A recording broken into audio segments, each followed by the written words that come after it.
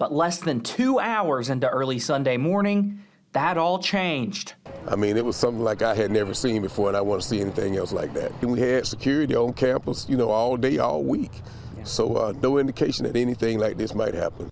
While there has already been one arrest made so far, law enforcement says they expect more. We have no details of confirmed from authorities, but obviously a very heavy law enforcement presence. You can see probably a dozen police cars, both state troopers, Montgomery police, unmarked cars.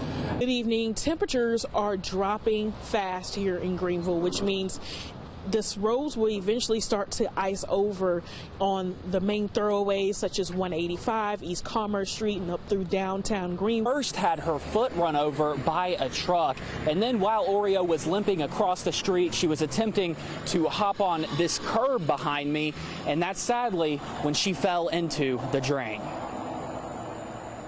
With Vintage Hospitality Group's area director, who manages several restaurants in Montgomery, including Rebello Downtown and the Red Bluff Bar by the riverfront. He sees the curfew as a good thing. Those rucking today carried weight on their backs, weight to represent the weight that sexual assault victims and survivors carry with them every day.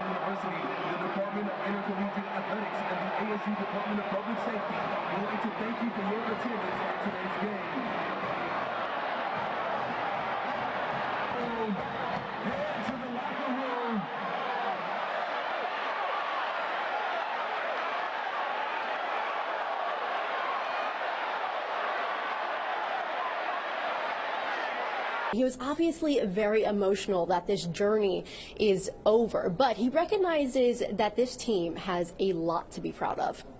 Oh, they fought. I mean, you think about it, we had, with a minute and a half to go in the first half, we make 2 free throws, we take the lead. But, I mean, these guys have done everything I've asked them to do all year long. And, I mean, again, the future is bright.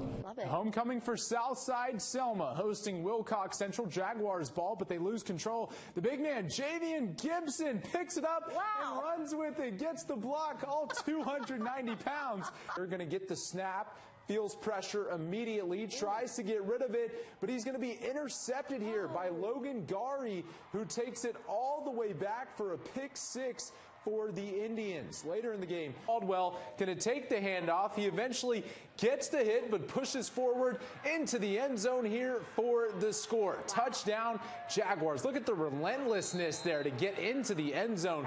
Bessemer Academy would score with the QB sneak #1 in here for 6. But here comes Valiant Cross on offense. Jordan Archie going to drop back. TJ Hines says welcome to the party, getting the scoring started today with a nice floater there. But he's not limited to just scoring. Hines facilitating after that. Here Micah Octave pump fakes, drives to the rim, puts his defender in the washer. Spin cycle. Taylor Smith fires it down to Cordesia Harris, who's able to convert the layup to points.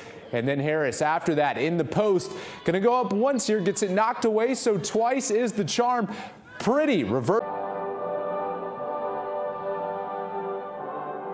We gather on this day to remember 78 British airmen who died here in America at Maxwell Gunter during flight training for World War II.